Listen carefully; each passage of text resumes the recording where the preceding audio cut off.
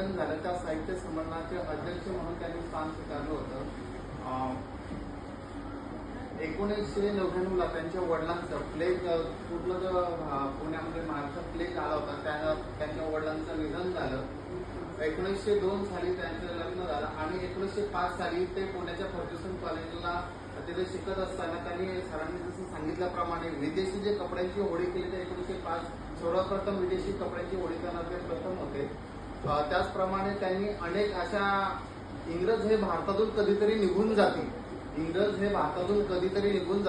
पण आपलं हिंदूचं आणि एकत्र असणे यासाठी त्यांनी संपूर्ण भारतभर आणि त्यांचे जे सहाय्यक होते त्यांच्यामध्ये ते त्यांनी स्थापना केली. हिंदू महासभेची अभिनव भारत सारखी संघटना त्यांनी निर्माण केली.